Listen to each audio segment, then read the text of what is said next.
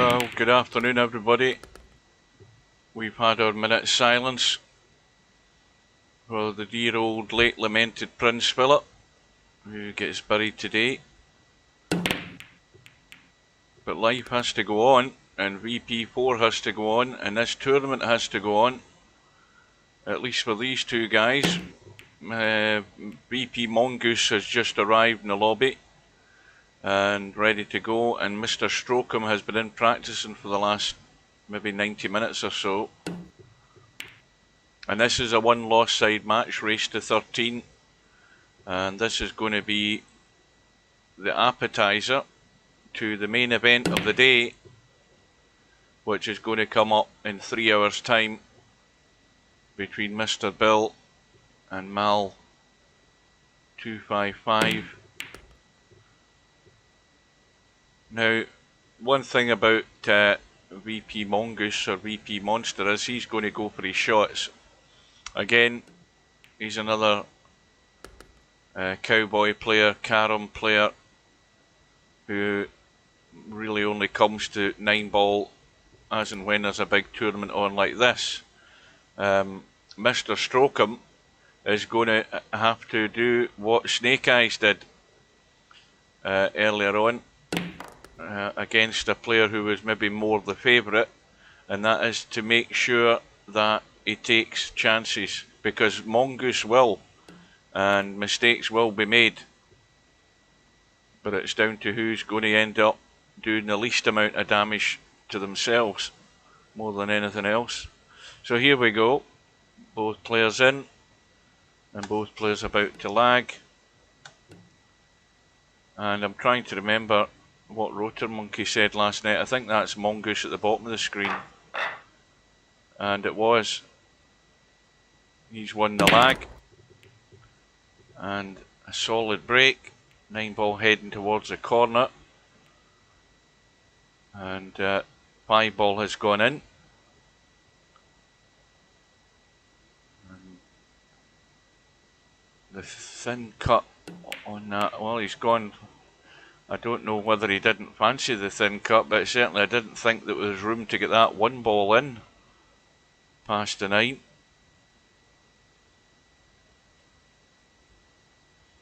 Double check my little doodle's working. Check.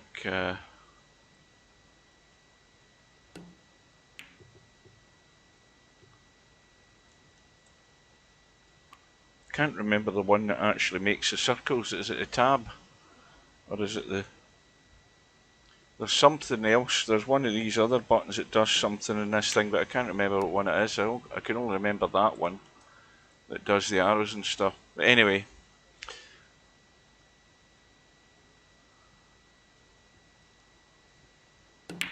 good afternoon to Bedhead. Welcome to anybody else who is late in arriving.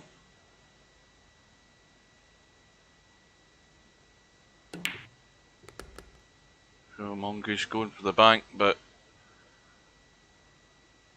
going to have to get good on this 6-ball. Good in the sense that it can't be dead straight, and it has to be a solid shot.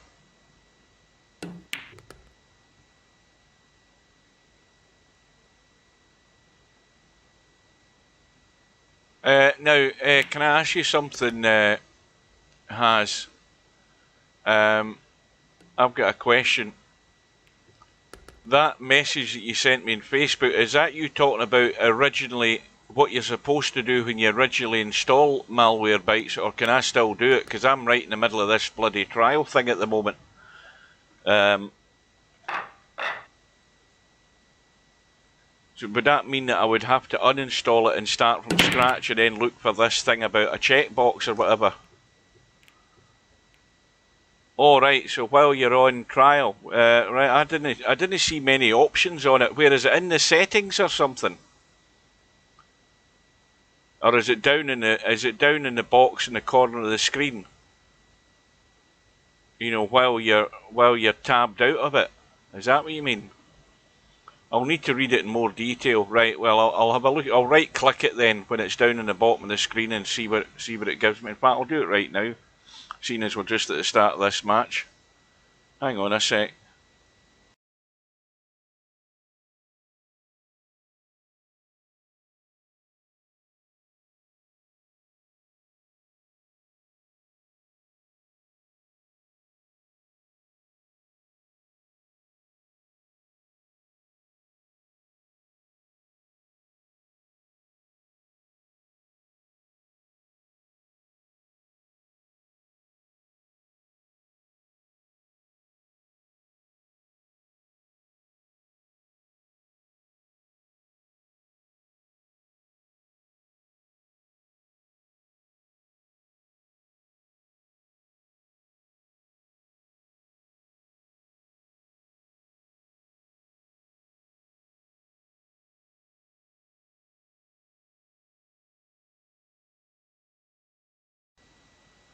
Well, I don't see anything when I right click Malwarebytes in the bottom right hand corner.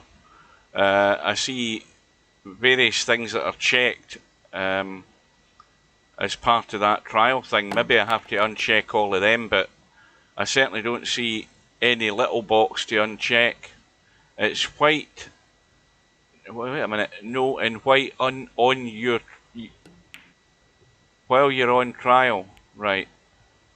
Well, I'm going to have to look. I'll say that again. I'm going to have to look really closely because it doesn't jump out at me and grab me at the moment. But I'll do it after this. A quick glimpse around it. I couldn't see anything obvious. It just pops up. You know, when I started it there, it told me I had another week to go in my trial. And then obviously asking if you want to register it, you know, to go to the full account on it. But we'll bother about that later on. VPMongoose has won the first rack. Mr. Strokem, trying to kick to escape, has given Mongoose ball in hand. And this 4-ball looks simple enough to get on. Certainly if you were to go right side of the table, you're risking blocking yourself off with the 5 and 6, but it looks as if he's going to try and draw to it. He needs to miss it or catch it half ball like that, which is not a bad outcome. So good afternoon to Happy Larry. Good afternoon to Cobra. Semi-Pro sent me a hello message when I was away. I was away getting a cup of coffee and some Jaffa cakes, which I haven't had for a while. And I noticed Semi-Pro typing in the chat in the lobby that he's not Shooters Pool Pro because he's in, the other guy's in the tournament. But the thing that Mr. Fox has to do is put up or shut up, because you know he's been going on to me because he's been defending Woody. I mean, he's been having a right go in the chat the last 2 nights. He seems to be convinced it's somebody else with 2 accounts. Well, at the end of the day, that's not for him to decide. You know, you can say it's breach of code of conduct. We've all said it. I've said it. And until anything gets done about it, that's the way it has to be. That's the way it's going to be. And he's only got until 8 o'clock tonight to decide whether he's going to play this guy or whether he's going to ride his luck on the forfeit. In which case, if he hasn't sent out any proposals and the other guy has, then he's going to forfeit.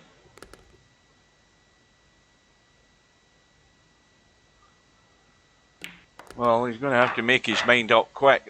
The trouble with that is it's going to be clashing with the main matches tonight anyway. So it's not on my agenda. The Bill and who the hell's Bill playing again? I've totally forgotten. Mal, the Bill and Mal match is the box office one, and then that'll be followed by whatever's left on the LS3 Bedhead match. Meanwhile, we are all square. You say the 23rd? I thought it was the 19th. Maybe I'm reading it wrong. Let me have a look at the bracket. I probably read it wrong. No, you're right, Bill. I've read it wrong. I'm looking here, and it should have been there. Right, well, I take it all back what I said. Well, he's got until the 23rd to make his mind up then. I was convinced it was tonight, but I think that's probably because I've been seeing brackets in my sleep, looking at this thing. Anyway, Mooncake will play MC Clarkey in the next round. That's going to be a good match. Tommy Yu lies in wait for the winner.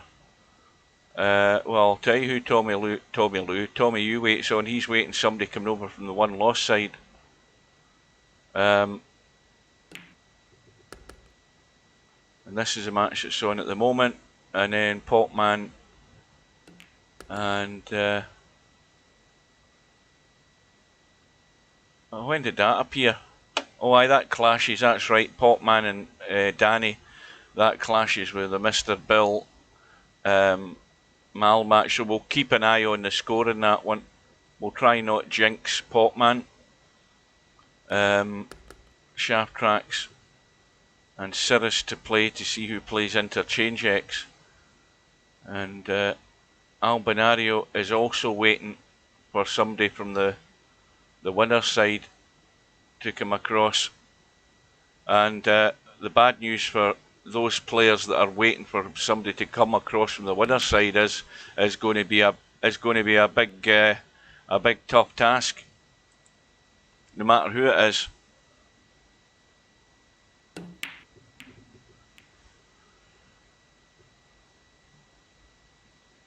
Well, I know you say that, Napnicker, but it doesn't matter how many times he beats him in a challenge room or whatever. You've got to do it when it matters. And Mr. Fox hasn't produced the goods when it's been asked. He's been found wanting.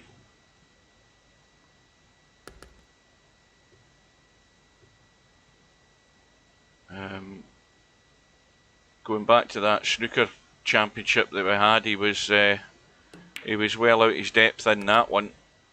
Didn't produce anything in it. And now he's having to battle to survive on the one-loss side here. But of course, as I said, it's a minefield on the one-loss side now. Any of those players who have landed there recently, or who've had a couple of matches on the one-loss side, nothing now gets easy. And the commentator's curse has happened again. Mr. Strokem trying to get up. Well, to look at the 7, that's basically all he could do, but he's hung the 6. And if Mongoose can get this right, he might get the hit and get the breakout. The angle's there to do it. He might be better going to the side rail first, near the middle pocket if he can. Well, he's gone way too much on to let that cue ball actually run. But can he just punch this through and dig in and kill it? No, he's gone for the pot. Well, see, my eyes can't see those pots has been easy.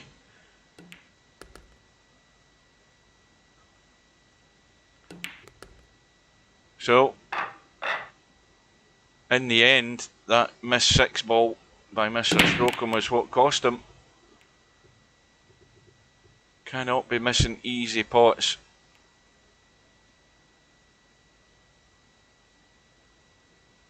And one of the more popular events of this tournament, the old dry break. Quick thing to look at, just for anybody who hasn't or doesn't keep a tab on the stats. Let's just have a look just to confirm, for the purposes of what I'm interested in. If we go to the stats and we go to the 9-ball stats and then go to the Rack's run stats, we can see that Stubb has now got himself in front after this morning's performance, and he leads Albinario by 1, Cobra by 2, and Larry by 5. Tommy Yu on that one-loss side, remember. on 14, Cirrus on 12, with a match pending for him. Hairpig on 11, MC Clarkey after his match today on 11. But of course, he's still in the tournament, having moved across. You've then got Mongoose on 9, Mooncake on 9 with a match to come, Bedhead with a match to come. Bedhead's the one where questions are going to be asked, because Bedhead's sitting there at 8.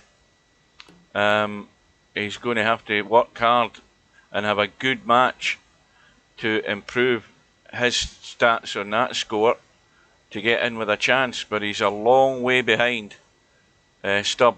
He's 12 racks behind Stubb. Mr. Fox on 8, Has on 8, Swiley on 8, but then I think she's out, or I might be wrong. No, she's still in, is she? I can't remember who's who here.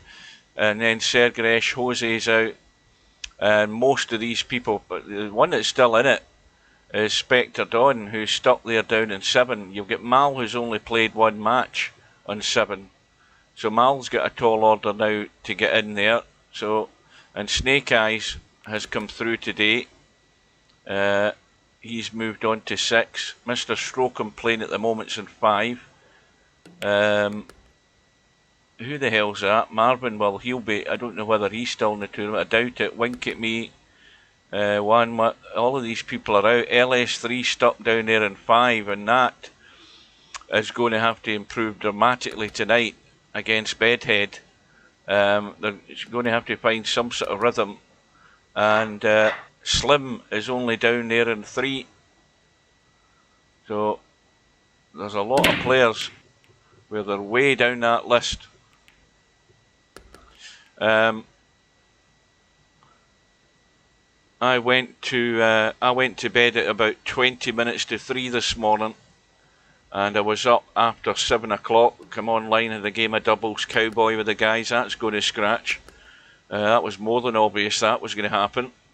I had a game of cowboy and then went and had breakfast.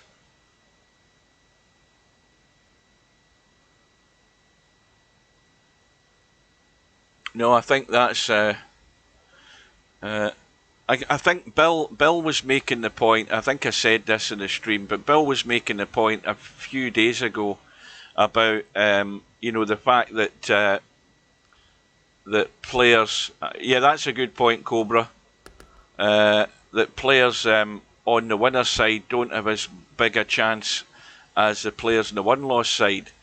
Well, that could be true in one sense, but the other thing is that the players on the one-loss side, depending on when you land across on the one-loss side, are going to have less racks anyway.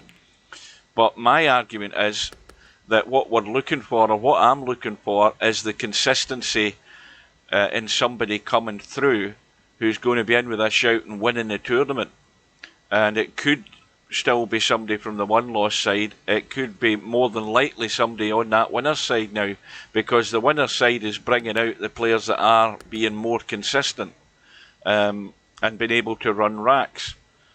Stubbs got himself in front, and obviously he may well have played a match more than other people, but at least he's up there. You've got fairly strong players who are not necessarily where they should be on that top 10 list, regardless of how many matches they've played. Things haven't quite worked out. But it's a bit of competition between the guys remaining in the tournament. Well, that's a terrible miss there by Mongoose. It's just a challenge or something to keep an eye on to see how well you're doing. But obviously the big one, let's see if this combo goes in. The true telling point, this is going to be even more awkward, right over the 9, is going to be the actual percentage, the potence percentage, and you'll see that there is a significant gap on that. In goes the 7, and this is going to be tough. Now what do you do here? I mean, you've got an easy push to just send it to the rail and come back across, but you're going to leave the encouragement and the bait for a bank. So do you go full-blooded for a bank that might go cross table twice, or do you try and reverse it? You see, the best thing about that shot would have been to hit it to the rail there and send it to there and just miss it a bit more, but he's actually caught the knuckle, and it's given Mr. Strokem the chance to go in the lead.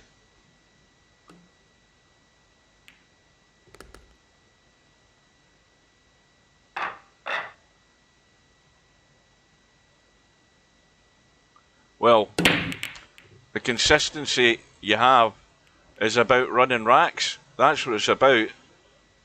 Because, I mean, to me, that's more than obvious. The consistency's been able to find your way around the table to get those runouts on the board. But then again, if you don't want to take that as a stat, then the one that's a true telling is the common stat and going to shot percentage. Now, if you look at that, you've got Cobra and Mal at the top. You've got Spectre Dawn in third on 86. You've Stubb in 85. You've Albinario in 85. And then there's the drop. The drop is immediate. It's 4 points, 4 percentage points down to Wink at Me. And then down another percentage point to Slim. And then you're into the 70s. You know, so there's a fair significant gap there. And I think that's probably the most telling thing about the lot. But it is significant as well that Cobra's got the best percentage shot-wise, but he's also well up on the list for the racks run, as is Stubb, who's in the lead at the moment. So you know there is a connection there. Mal's only played one match, but yet he gets 7 racks ran. That answers my query there again, and he's got the chance to make a big advance in that today. So I think it is a fair way of telling who's consistent. I mean, the link is obvious.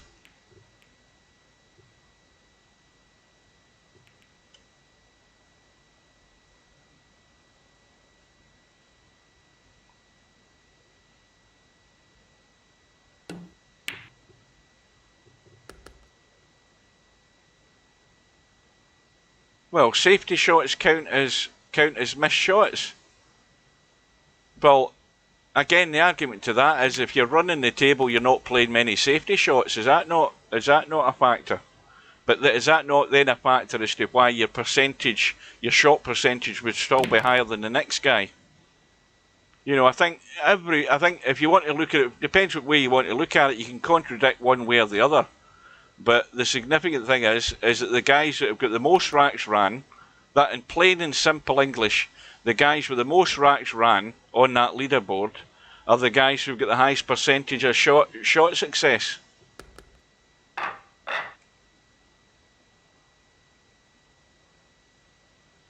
Yep, well that's just the luck of the draw and the way the tournament pans out. You know, as they say, shit happens.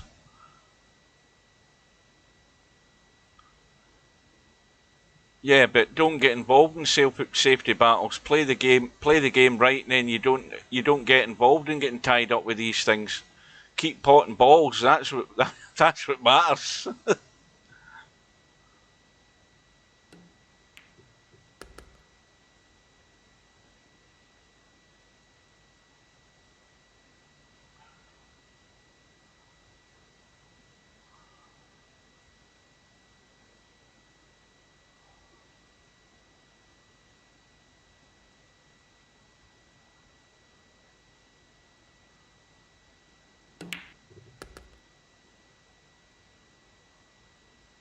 Well, Cobra's rolling in the $V anyway, so he's not bothered whether he wins it or not. But it's an incentive for the rest of the guys to at least get a wee bonus. Well, it's a big incentive for Stubb, because that's what he's relying on. Because he knows he's not going to win it. So, at least if he stays at the top for as long as he can, he'll get that $1,000 V.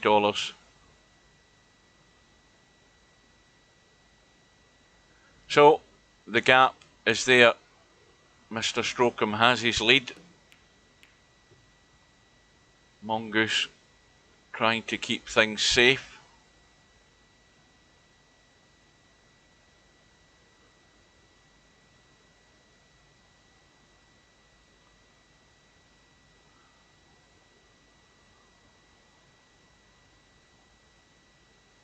Yeah, he's a million. Everybody's a millionaire in VP4. We know where to spend it.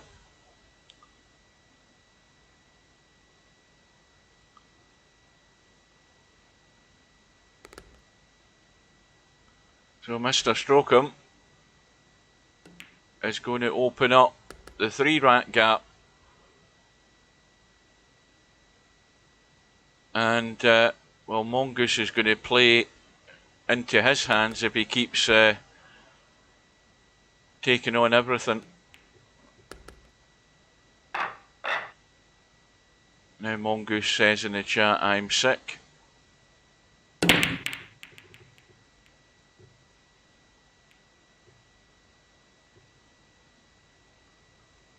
Don't mention Bitcoin. I've had enough of that Bitcoin crap. Bitcoin bloody Trojans. I had enough of that one. Again, I have absolutely no clue what Bitcoin means. You know, I haven't the foggiest idea. I've never read up on it. I have no clue as to what it is, what it does, where I get it, what can I benefit from it. No clue. But what I do know is there are some nasty bastards out there doing things with viruses and all sorts of crap in order to try and get these Bitcoins things. That's what I do know. That's what I've learned in the last 2 weeks. And I've learnt the hard way.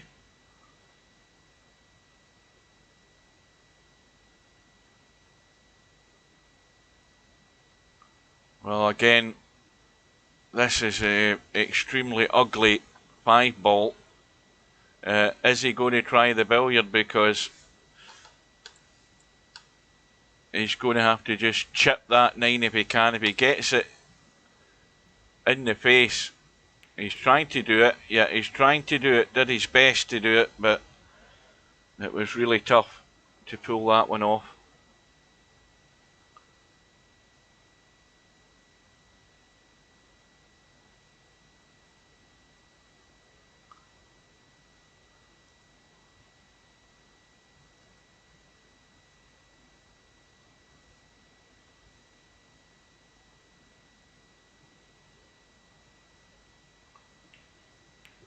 And the only unlucky thing was just too much juice on it. He had the right idea, but he scratched following the 9-ball in. So has Mr. Strokem given Mongoose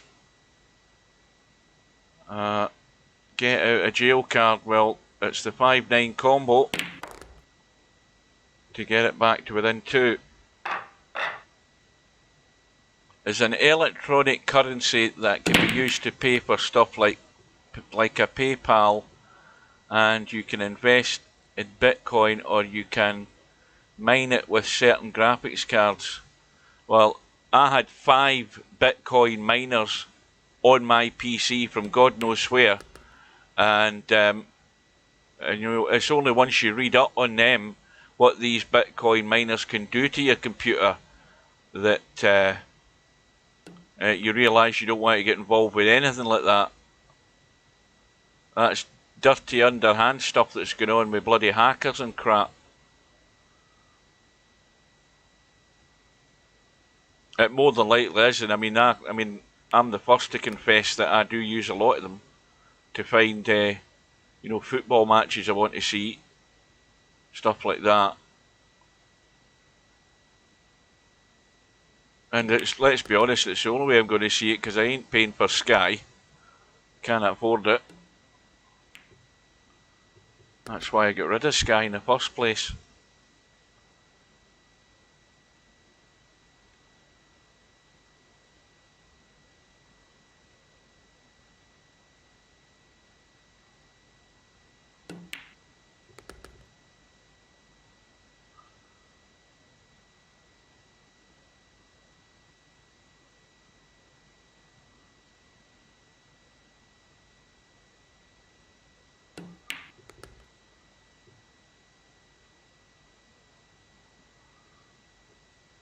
Well, that's the whole idea. That's what I read, Larry. That you know, these dirty tricks buggers are making malware that will use other people's power and electricity and burn out their graphics cards, wreck their games, and do all sorts, and you know, burn out power supplies and everything on their PCs by sending out these Trojans. And it's now 6-3.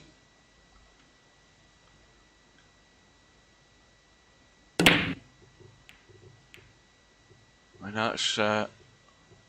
that's one of these weird ones where some balls start running, but the other three just hang about in the middle of the table there. But one has gone, and Mr. Strokem not reading the angle, and he's got away with it. This is how you need things to work your way. That when you do miss them, you get away with it more than once, because that's a handy thing to help you survive.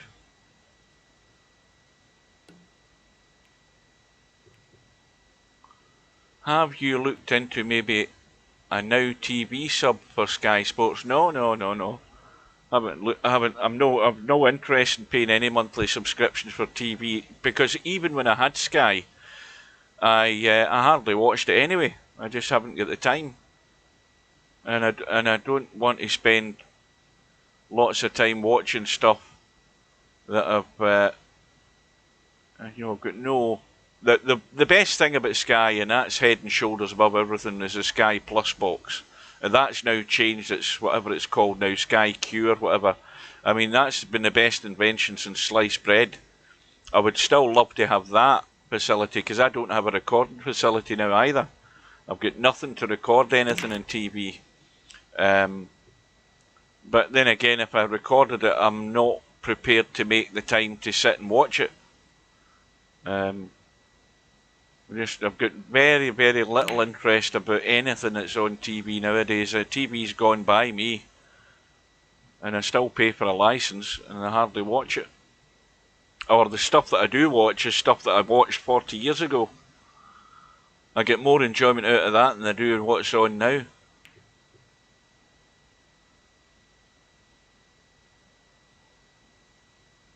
So, Mr. Strokem having to kick,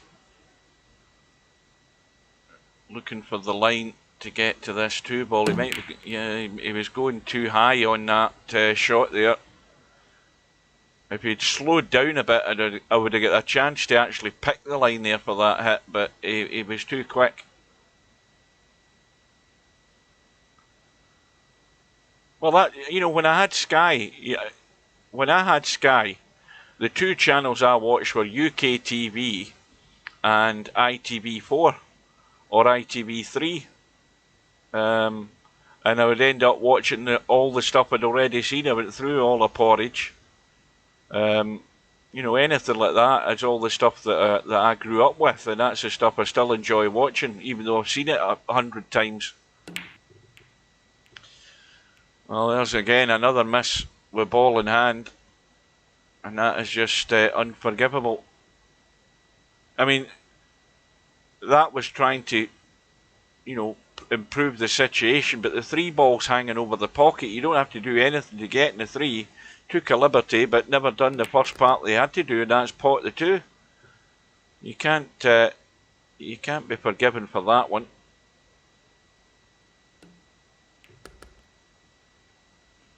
But, and the but is always there, Mongoose has a get out of jail card, the safety net of the 6-ball, because it isn't going anywhere quickly. However, if Mr. Strokem can roll this 5 in and roll down far enough, like to about where he's going to, he's just gone a bit too far.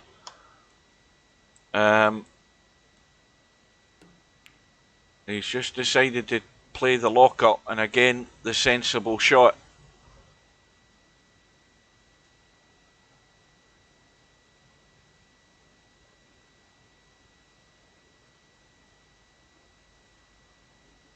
Yeah, they're running Only When I Laugh, I think, in the mornings in one of the channels. I saw an episode the other day there.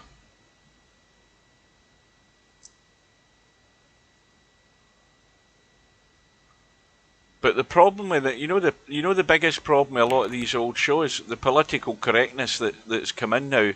There's a lot of old shows you won't see.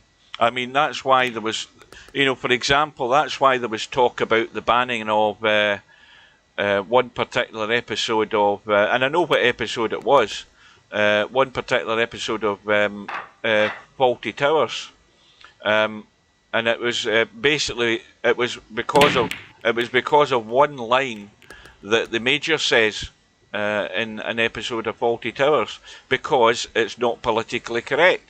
And all of these politically correct people, you don't want to upset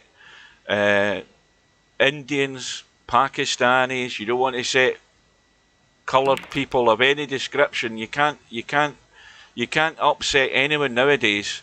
And the problem with a lot of old TVs, is that it's now outdated views that these shows have in them, and they had to actually, I think John Cleese had to fight to get them to, unlift the ban. And the Major says one line, which, with the greatest of respect to anybody, it has to be said is a racist line. But when you understand that the Major is a bit, he's got two screws loose, and that's the way characters like him spoke in those days, back in the days. He was like a guy from the Raj in India, like a major, an old major, and that was the way they spoke about the local natives. And of course, that was one reason nowadays for the politically correct group of people to come up and say, no, we don't like that, that's going to upset people, we better not show it. I mean, when you watch Porridge, now you'll watch an episode of Porridge where it's edited. There's an episode of it where it's edited, probably more than one where it's edited, but I've seen Porridge, so I know it inside out. But if you remember the episode of Porridge where Mr. Mackay leaves the prison for the day, and then this other warder comes to the prison to take over from Mr. Mackay, at least that's what they're thinking. And when he recognises Fletcher, he says that, Fletcher, I think, says, well, he doesn't, he points out he doesn't like anybody, and then he proceeds to go through a list of descriptions of people that he doesn't like, and all of them are politically incorrect, and that is now edited. So you can't watch a full, proper episode of that programme anymore now either. It's hilarious. For fear of upsetting somebody. But if you watch, let's be honest, if you watch Gone with the Wind nowadays, you're watching a racist film. It's made in 1939. It's set in the old South in the States, where you've got slavery, and Clark Gable and various other people during the film in the script refer to the slaves of the nature of their colour, and that's the way it was. But nowadays you're going to be able to see that film and they'll probably dub it out. It's just ridiculous. The lengths that TV companies will go to now so they don't upset somebody and get letters of complaint. I think, what I think, I think that we should have a channel, right, in the UK on Sky or wherever, which is non-politically correct. For those amongst us who don't get offended, mainly because, nothing's referring to us, it has to be said about that. But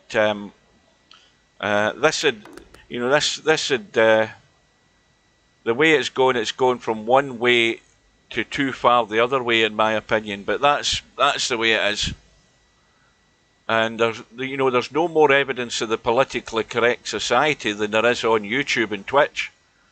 That has to be made clear, because you have to really watch what you're saying in the chat, not from my point of view, but from the point of view them that eventually review what's being streamed, and whether it is politically correct. All it takes is somebody on YouTube and Twitch to put in a report against you, and then they're on you for whatever reason that somebody wants to nitpick at.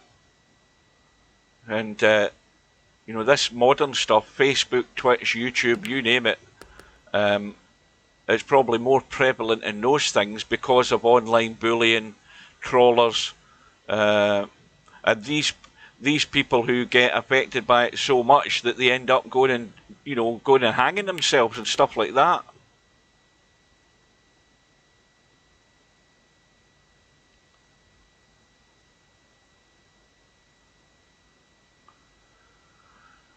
Anyway, enough of that.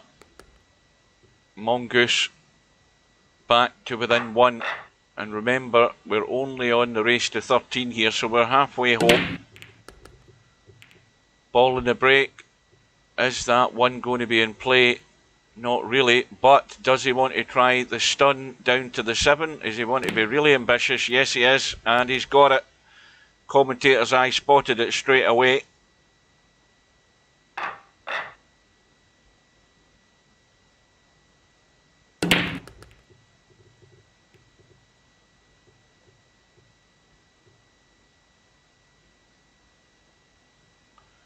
But again, that's a shot that you would play in Cowboy as well. You would play that to get the carom. So he's well used to playing shots like that. But it's a good one to get him back on level terms.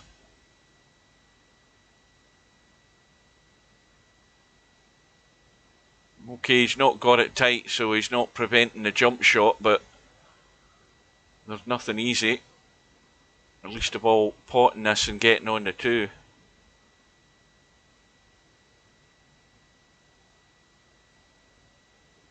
You get banned. You're joking me. You get banned on Facebook for saying 2 cheeks of the same arse? Well, who the hell banned you, and what was it on?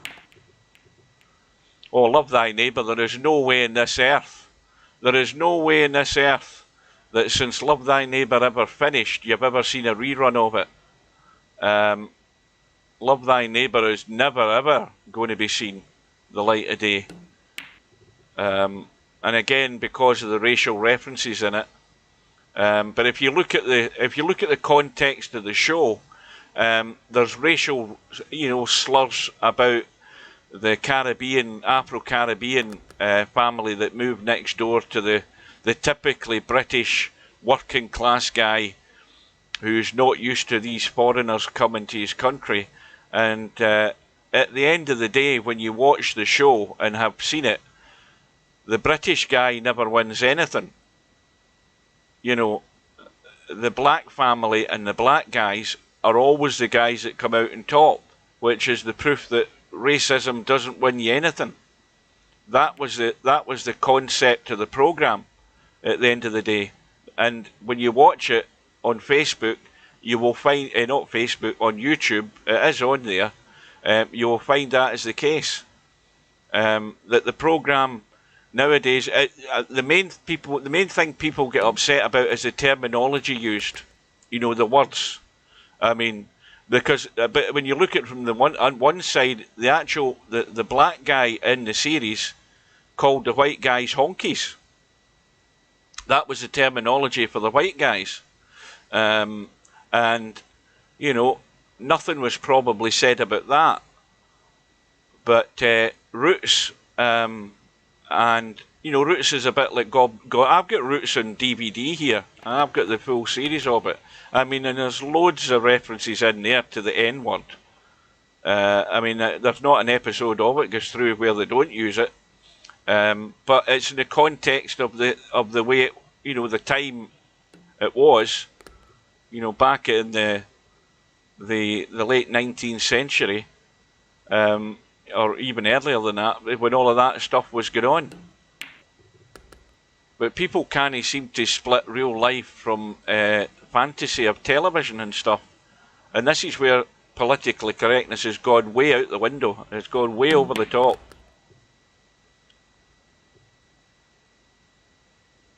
Well, everything about that was going to end up good, apart from the fact that Knuckle has undone him.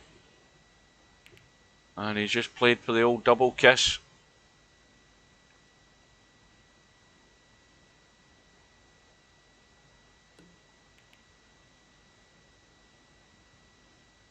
So 7 racks all. Double kiss again to try and get distance this time. That's the idea. That's a far better shot than you would think, because just playing the little soft double kiss doesn't get you anywhere. You've got to try and move the game on and try and get distance and force the mistake. And once again, Strokem can do the same thing. He can go thin, but it has to be really thin, but look for distance and avoid the scratch. Has he missed the 7 altogether? I think he has. Convinced me he hit that. And he's missed it, and there's the mistake. You know, he had to try and get away from it, but not that thin.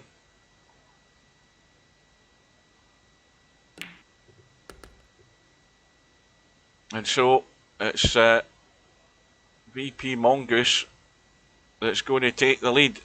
Is that a vital mistake by Mr. Strokem? Considering he was under no pressure to play the shot right, but he completely missed the ball. Well, this time 5 ball in the break, shot in the 1. 3 ball locked up, but there's a good place to hide down there. And the 2 ball's awkward. Is he going for the billiard? I think he may well be. Have a look at this 9 ball. He could be going for it. Yeah, he tried it. You've either got to get that right in the nail, or it just looks like a poor effort. It was not easy.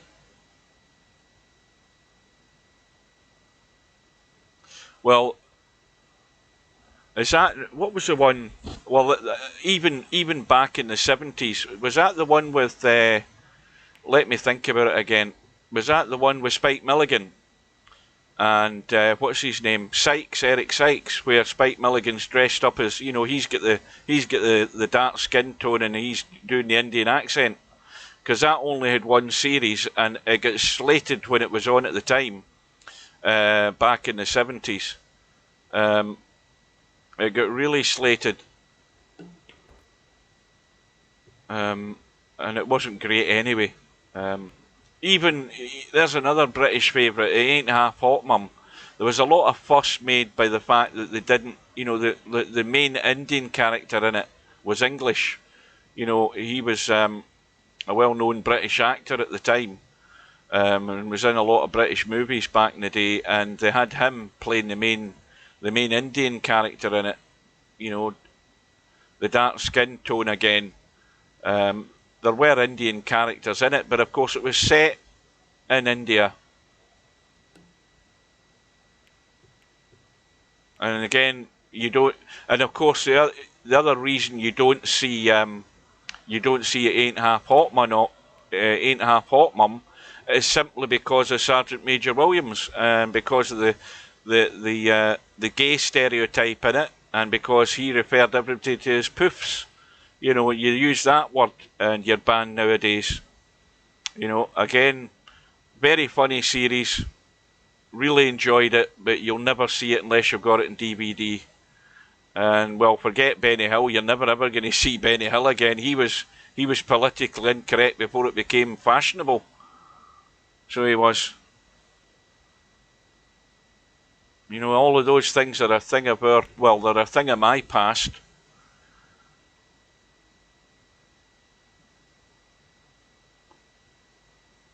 And the thing about Benny Hill is, the curious thing that came to light was how the Americans loved watching him. They loved watching Benny Hill. The Americans, you know, they never saw it as a, you know, there'll be certain groups in America would have saw it as being politically incorrect, but I think they loved it because a lot of the sketches he did was funny.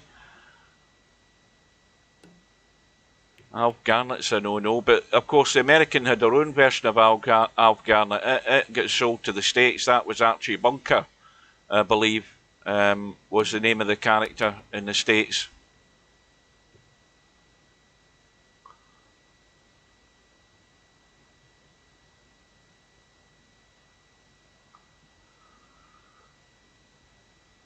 Yeah, and you would wonder why the Americans would like Monty Python, because Americans, you know, there's a certain, there's a typical sort of Bob Hope comedy that a lot of them grew up with. But then this Monty Python thing comes along where they're doing totally insane things. And, silly sketches, the silly walk sketch, slapping each other with fish, crazy, stupid things. Walking into an office for an argument, crazy sketches like that. Even the BBC couldn't understand it when they were looking to get a commission to make the series, because it's just total lunacy by a bunch of guys who went to university.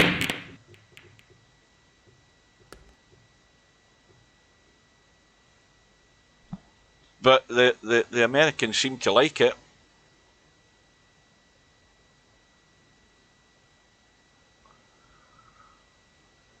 And are you being served? I mean, there's another stereotype you're never going to see again on terrestrial television. You're going to struggle to see it. You've got the archetypal gay guy.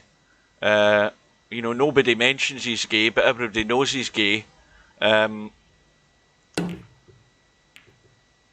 You've got, and then of course you've got all the sexual innuendo in it, which is the postcard humour that you have in the British seaside resorts, or traditional humour. You've got all the Carry On films. I mean, there's nothing politically correct about any of them, but they're still shown in the main TV. They were showing them all last week, and I watched 2 or 3 of them again because I know what's coming.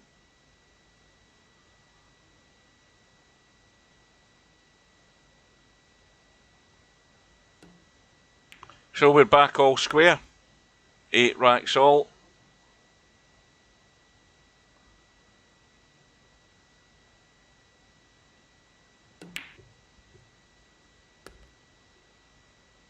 Well, I still defy anybody. The best thing that ever came out of the States, and I'll argue this till I'm blue in the face, the best thing that came out of the States was Sergeant Bilko. And I'm not talking about that crappy Steve Martin film. I'm talking about Phil Silvers and the Sergeant Bilko show. That is one of the best shows that I've ever seen. It might have been made in the mid-50s. It might be in black and white. And it had a lot of good writers in it, a lot of probing writers that wrote that series. But it's a brilliant series because of all the characters. Bilko's brilliant in it, but Phil Silvers is great in it. Doberman, all his sidekicks in it, and all the guests that you see on it that you now notice on later series of other programmes. You had what's his name? Herman Munster. He was in it as in an episode where he was called the Stomach, and he was in love, and when he got upset, I think it was, he had to eat, and he would eat anything, so they wanted to put him in an eating competition, I think it was. There was quite a few. I'll tell you who else had a bit in it. What's his name? George. Him that was in Cool Hand Luke.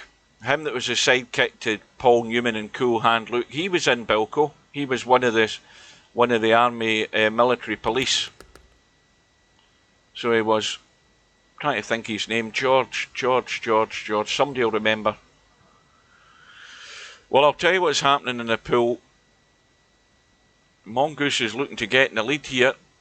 No, not George Peppard. Was it George? He was in Dallas as well for a few years. Not George Segal. And I'm sure his name is George. Was it George? I don't think his name is George. It was Kennedy, but what was his first name? Jesus Christ, what the hell was his name? Oh goodness me! I won't stop until I remember his name. Tell me his name, Larry, for God's sake, or I'll keep going. It'll bug me for the rest of the day. Well, Larry knows who I'm talking about. What the hell was his name? Is it George Kennedy? That doesn't trip off the tongue that it's his name. George. No, it's not Jack either. Oh.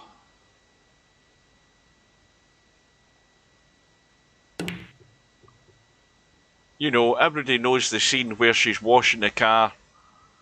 Is it George Kennedy? Well, anyway, him that was in the aeroplane pictures back in the 70s. Airplane 76 or whatever. Or Airport 76.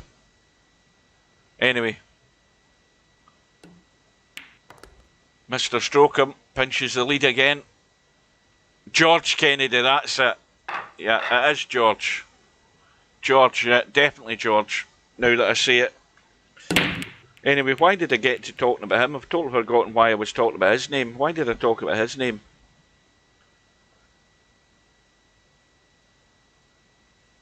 You know, there's another film that's not politically correct. Her leaning over the windscreen and that washing the car. That was disgustingly filthy, but I love watching it. And what's his name? Him out of MASH was in it. Oh, aye, Sergeant Bilko, yes, he had a guest appearance in it. I think he was in maybe 1 or 2 episodes of Sergeant Bilko, but so was a lot of other people that went on to, you know, fame elsewhere.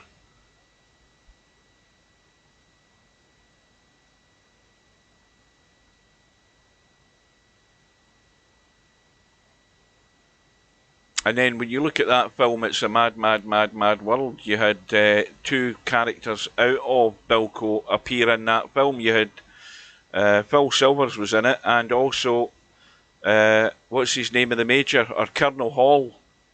Colonel Hall out of Bilko. He was the guy that tried to guide Mickey Rooney.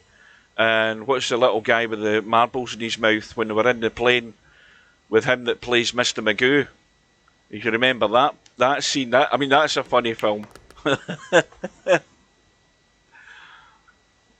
And you had the little cameo appearances of various people in that one.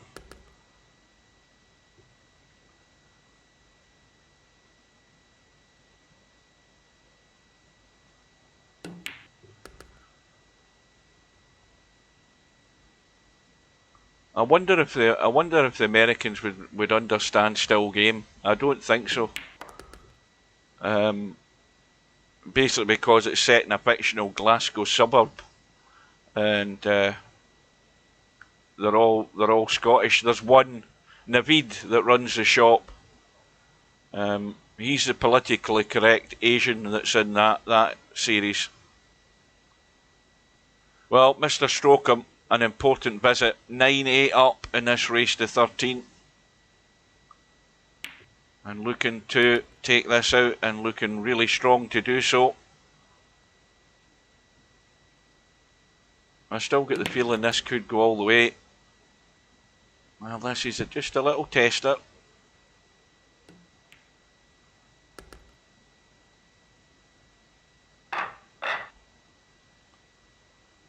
So the 2 rack gap is there. The brake, that rack was tilted to the right, and it's come up dry. Of course, just when Mongoose is waiting in a shot, he's not really got anything on, but he can certainly run for good cover here. As long as he finds that spot up table, that will be good enough. And now, is there enough at the edge of this one showing? Well, I don't think there is.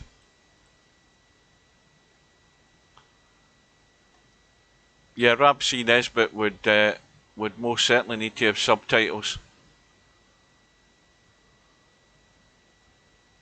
Well, Little Britain, I mean, again, politically correct.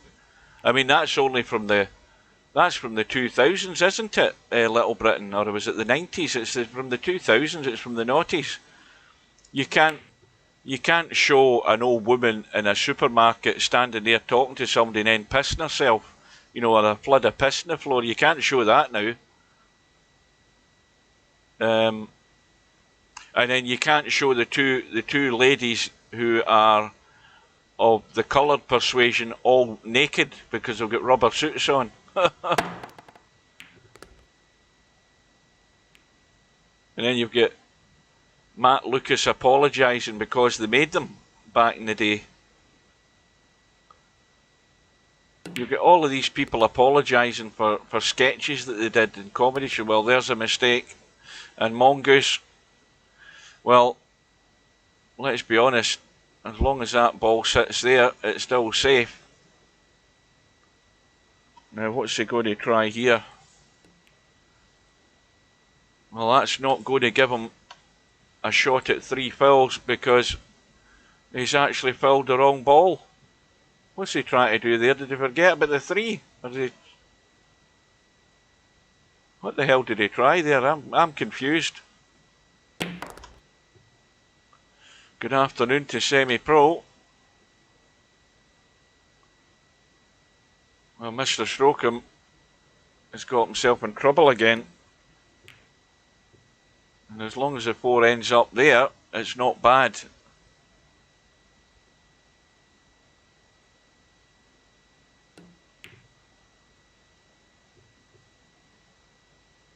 Well, this is plenty of room to use the rail.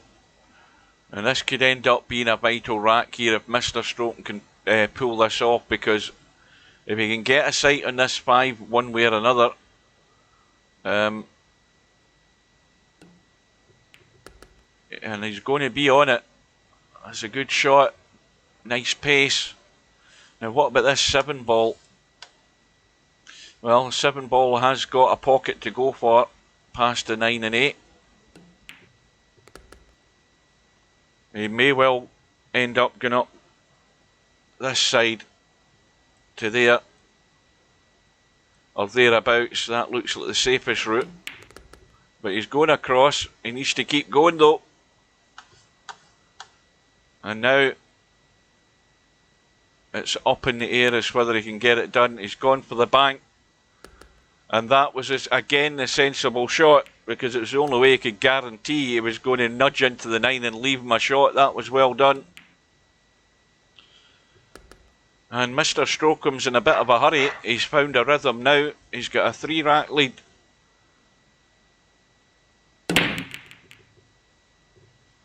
And the 4 ball, oh, it's eventually dropped. And a shot in... Well, a thin cut in the 1 or a reverse bank in the 1. So Gary, what you're basically saying is you like the most offensive people that you can get.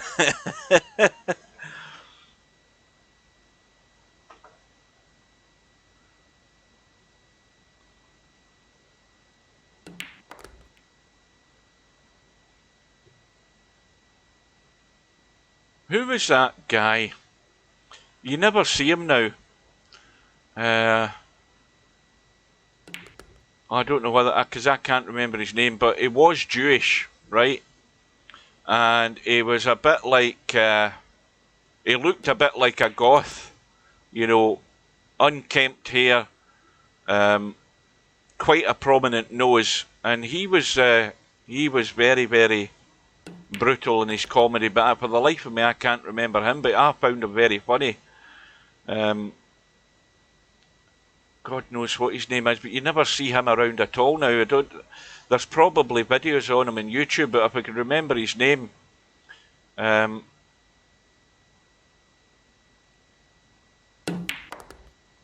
no, I cannot. I can see his face, but I can't remember. But I thought he was very funny. Well, that's gone really, really out of... Oh well. Mr. Strokem has had a brain fart. Certainly not a mouse fart, because he's not got to the rail again.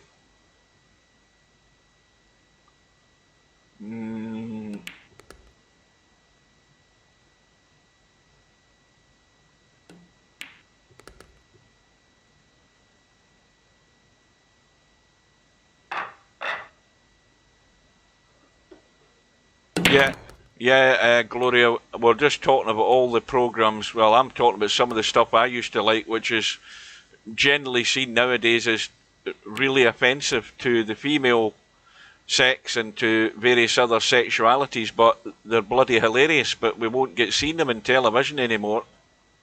We're just saying that political correctness has gone from one way to totally extreme the other way. And there's people of a certain age, i.e. myself, not Ross Noble. No, this is somebody who was around a lot earlier than him. But it wasn't, you would never see him on TV very much, because he would have to be on late at night. But he was quite brutal, and I cannot remember his name. But I may well be able to find him on YouTube somewhere.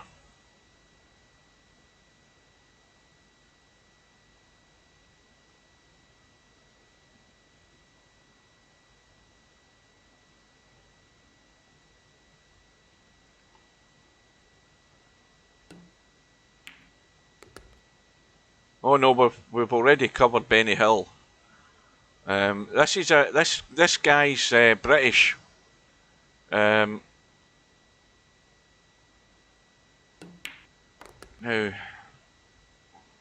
if somebody said his name, I would know him. But I say he's it's probably difficult to get a lot of footage of him. But somebody will have posted stuff on YouTube about him.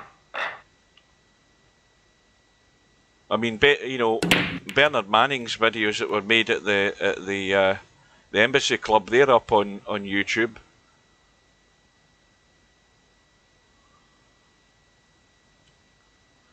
Yeah, Mike Reid, I thought was a great stand-up. But again, if you watch him live, he's a lot different to what he would be when you saw him on television.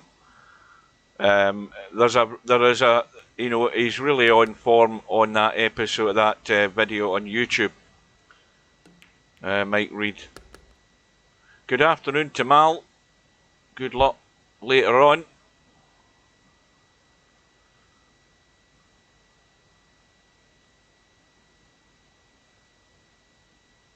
Oh, I've just thought his name. Sabovitz. Is it Sabovitz or something like that? Jerry something of it. That's his name.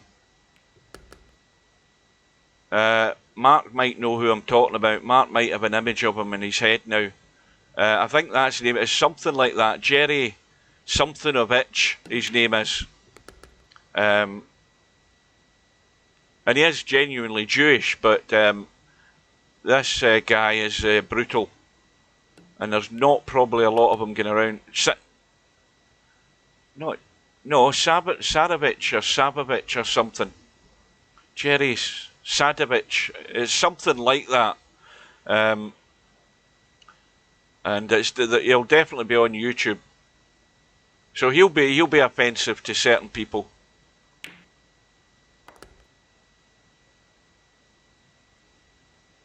Sadovich, I think that's it. I think that sounds more like it. Well, anyway, he's a guy you don't see around much. I haven't seen him around for maybe like 15 years, so I don't know what's happened to him. He might have died for all I know. But you never see him anywhere. Now this is a real toughie, this.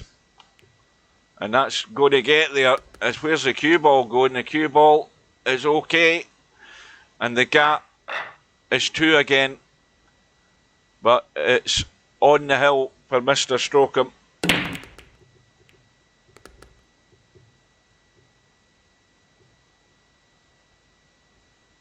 Yeah, he did. He used to wear a top hat. Well, there you go. What a finish.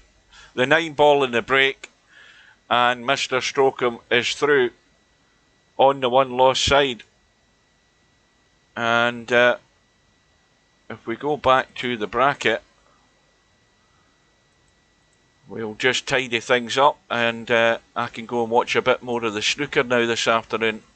So, we've got a match on the one lost side tomorrow. In fact, we might have more than one at 7 PM. We keep going down. We're trying to find that other bloody match. Where has it went to? There's Mr. Strokem. He's gone through. We've got the one lost side match tonight between Popman and Danny. We probably won't see much of that. We'll just keep an update and a score, because we have the two big matches later on tonight. I noticed that Larry and Cobra are set for 7 PM. Is that a week? When is that? Is that on Friday? I'm lost in track. What's today's date? The 17th. Somebody tell me what day that is, please. But the match we have coming up at 6 o'clock tonight is Mr. Bill and Mal. Oh, it's next Sunday at 7 o'clock. Oh, that'll do. And then we've also got an hour later, we have the match between LS3 and Bedhead at 7 o'clock. So that is it for tonight, folks. We've got a couple of hours break. I'll be back before 6 o'clock, and I hope you can join us. And until then, I will bid you a good afternoon, and we will see you later.